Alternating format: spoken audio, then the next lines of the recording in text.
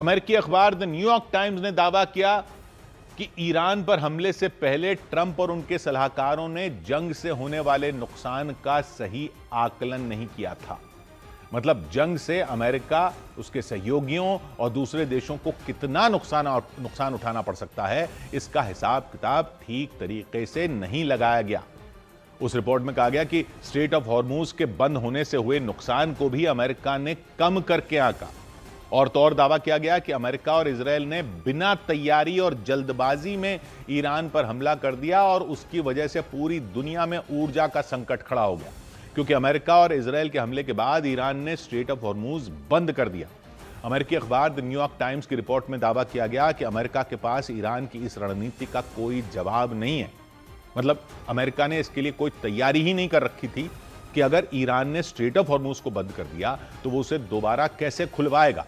दावा किया गया कि जंग से पहले डोनाल्ड ट्रंप और उनके सलाहकारों ने स्ट्रेट ऑफ हॉर्मूज पर कोई प्लान ही नहीं बनाया कि अगर इस समुद्री गलियारे को बंद कर दिया गया तो उनका अगला कदम क्या होगा। न्यूयॉर्क टाइम्स के मुताबिक ट्रंप और उनके सलाहकारों को यह लगा था कि ईरान स्ट्रेट ऑफ हॉर्मूज को बंद नहीं कर पाएगा, क्योंकि पिछले साल जून में जब ईरान पर अमेरिका और इजरायल ने हमला किया था तो उस दौरान भी यह समुद्री रास्ता खुला था।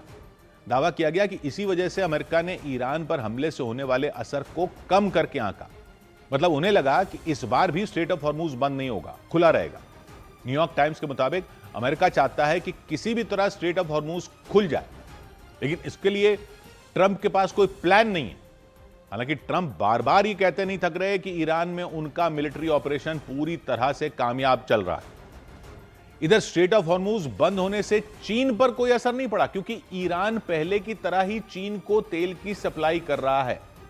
हालांकि जंग की शुरुआत में चीन को तेल की सप्लाई थोड़ी कम जरूर हुई थी, लेकिन कुछ दिन बाद ही चीन को पहले की तरह ही ईरान से तेल मिलना शुरू हो गया, ऐसे दावे किए जा रहे हैं। इसीलिए दावा किया गया कि दुनिया भर में हो रहे तेल संकट का चीन पर असर नहीं हुआ। चीन पहले भी ईरान से तेल ले रहा था और अब भी तेल ले रहा है। पहले ईरान पर प्रतिबंध लगे थे तब भी तेल ले रहा था। हैरानी की बात यह है कि ईरान उसी रास्ते से चीन को तेल की सप्लाई कर रहा है जिसे पूरी दुनिया के लिए बंद कर रखा है, यानी स्ट्रेट ऑफ हॉर्मूज के रास्ते से। जानकारी के मुताबिक चीन ईरान से भेजे जाने वाले कुल तेल का 80% खरीदता है, यानी ईरान से सबसे ज्यादा तेल चीन ही खरीदता है। और दावा किया गया कि जंग के बीच भी चीन ईरान के तेल का सबसे बड़ा खरीदार बना हुआ है। उसे ईरान से पहले की तरह ही तेल मिल रहा है। अमेरिका, ईरान और इजरायल के बीच जंग शुरू होने के कुछ दिन बाद ईरान ने दुनिया भर के लिए स्ट्रेट ऑफ हॉर्मूज बंद कर दिया था। इसकी वजह से भारत समेत पश्चिम एशिया के कई देशों में तेल की सप्लाई होना बंद हो गई थी पश्चिम एशिया से, क्योंकि पश्चिम एशिया के सभी देशों में तेल की सप्लाई स्ट्रेट ऑफ हॉर्मूज से ही होती और ईरान ने इसी रास्ते को बंद कर दिया।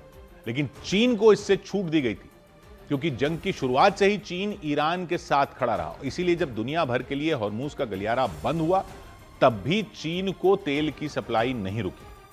दावा यह किया गया कि जंग के बाद ईरान चीन को करीब 1,17,00,000 बैरल तेल भेज चुका है, यानी जंग से पहले भी और जंग के बाद भी चीन ही ईरान के तेल का सबसे बड़ा खरीदार बना हुआ है और उसे बिना किसी रुकावट के ईरान से तेल मिलता रहा।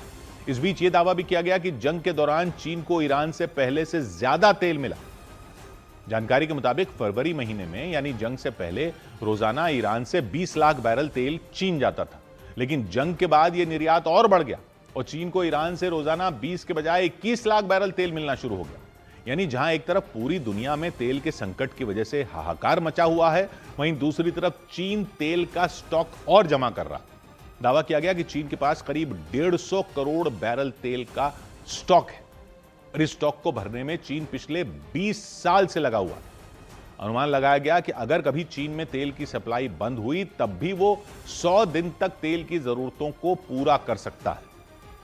उधर दावा किया गया कि दुश्मन की कमर तोड़ने के लिए ईरान रूस के नक्शे कदम पर युद्ध को आगे बढ़ा रहा है, क्योंकि जिस तरह से रूस ने यूक्रेन को आर्थिक रूप से नुकसान पहुंचाने के लिए काला सागर का इस्तेमाल किया था, ठीक उसी तरह इस युद्ध में ईरान स्ट्रेट ऑफ हॉर्मूज का इस्तेमाल कर रहा है। ईरान की यह रणनीति वैसी ही है जैसी यूक्रेन के खिलाफ रूस ने अपनाई थी। रूस ने यूक्रेन के खिलाफ काला सागर को एक हथियार की तरह इस्तेमाल किया था। रूस की सेना काला सागर से गुजरने वाले यूक्रेन के जहाजों पर लगातार हमले कर रही थी, जिससे यूक्रेन का कोई भी जहाज वहां से गुजर न सके। रूस और यूक्रेन की सीमा काला सागर से लगती है।